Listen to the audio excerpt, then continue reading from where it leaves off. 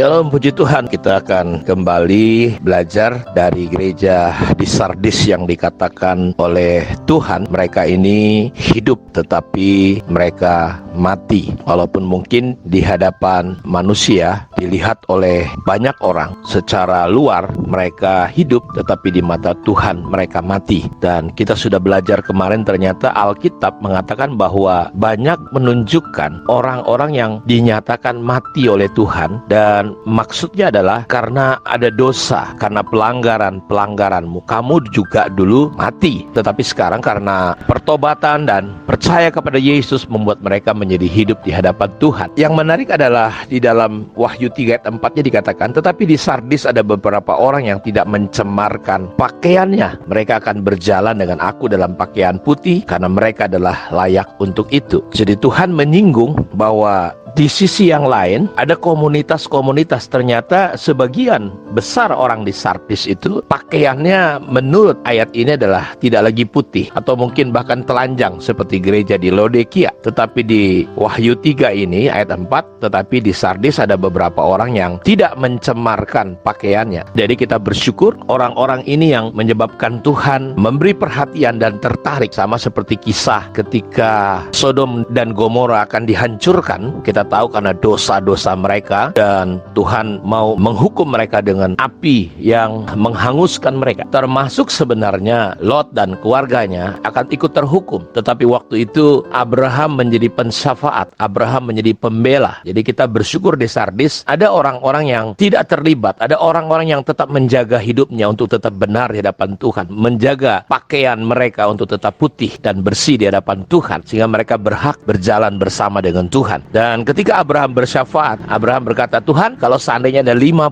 orang benar di Sodom Gomora, apakah engkau akan hancurkan? Dan Tuhan berkata, kalau ada 50, Sodom Gomora tidak akan dihancurkan. Dan Bapak Ibu tahu, Abraham berpikir, jangan-jangan nggak sampai 50. Dia tawar 45, turun lagi 40, sampai akhirnya turun sampai 10. Dan itu luar biasa menurut saya, doa Abraham ini. Tuhan berkata, jika ada 10 saja orang benar di sana, aku tidak akan hancurkan Sodom dan Gomora. Dan ternyata ketika malaikat ke sana datang, dan Bapak Ibu tahu, benar tidak ada 10 orang benar. Ternyata Lot gagal, Bapak Ibu, menjadi orang benar, menjadi berkat di Sodom Gomora. Kenapa? Ketika malaikat yang hadir di sana coba untuk dilecehkan, dia berkata, ada 2 anak gadisku yang belum pernah kenal laki-laki, kau pakai saja. Coba saudara lihat, seorang anak Tuhan merelakan anaknya untuk diperkosa oleh penduduk kota pada waktu itu. Jadi kita lihat bahwa orang benar atau Abraham tidak benar sebagai orang benar. Bahkan ketika disuruh lari pun, istrinya menoleh ke belakang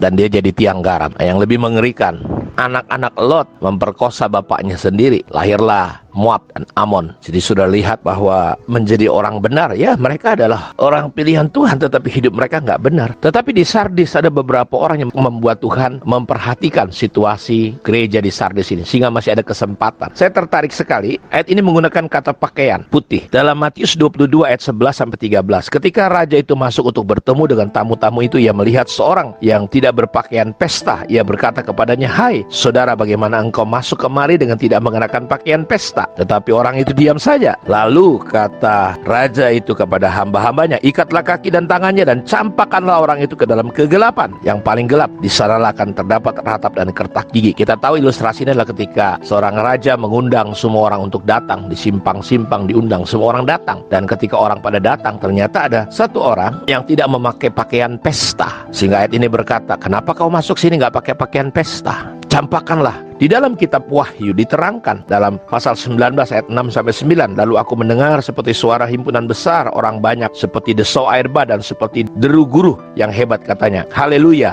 karena Tuhan Allah kita yang Maha Kuasa telah menjadi Raja. Marilah kita bersukacita dan bersorak-sorai dan memuliakan Dia, karena hari perkawinan anak domba telah tiba dan pengantinnya telah siap sedia, dan kepadanya dikaruniakan supaya memakai kain lenan halus yang berkilau-kilauan dan yang putih bersih. Lenan halus itu adalah perbuatan-perbuatan yang benar dari orang-orang kudus. Lalu ia berkata kepadaku, tuliskanlah, berbahagialah mereka yang diundang ke perjamuan kawin anak domba. Katanya lagi kepadaku, perkataanmu perkataan ini benar, perkataan-perkataan dari Allah. Jadi pakaian putih maksudnya adalah perbuatan-perbuatan orang benar. Jadi kita tidak cukup hanya menerima kasih karunia, anugerah diselamatkan, tetapi kita yang sudah menerima kasih karunia dan anugerah Tuhan, kita harus menunjukkan lewat perbuatan-perbuatan kita sebagai orang benar yang diumpamakan seperti pakaian putih yang bersih, lenan halus, yang bersinar-sinar, berkilau-kilau. Di Sardis, mereka orang Kristen, tapi pakaian mereka ternyata kotor. Di Sardis, beberapa orang pakaiannya masih putih. Jadi, apakah saudara cuma berhenti dengan takhta kasih karunia? Tidak, kita harus masuk kepada takhta kesucian Tuhan. Karena itu, biarlah kita jadi orang benar yang benar-benar benar.